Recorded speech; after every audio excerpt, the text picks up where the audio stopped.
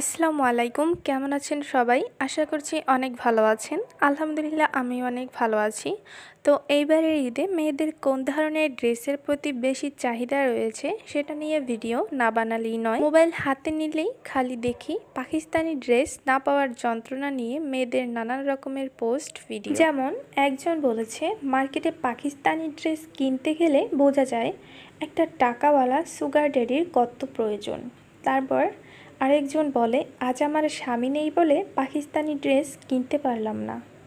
অন্য দিক থেকে আরেকজন বলে, পাকিস্তানি ড্রেস কিনতে বুড়া বেডার দরকার হয় না, আমার 28 বছরের বেডাই যথেষ্ট।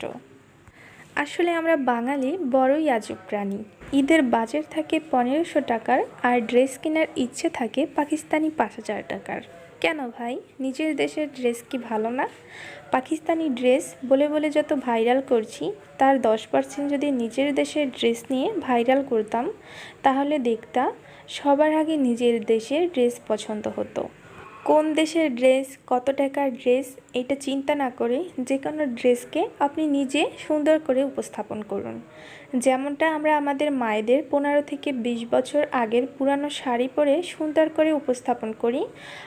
যাই হোক, আমার কথা কেউ খারাপভাবে নেবেন না। কিছু মেয়েদের পাকিস্তানি ড্রেস নিয়ে লাফালাফি দেখে মনে হলো এই ভিডিওটা করা খুবই দরকার। তো সবাই ভালো থাকবেন, সুস্থ থাকবেন।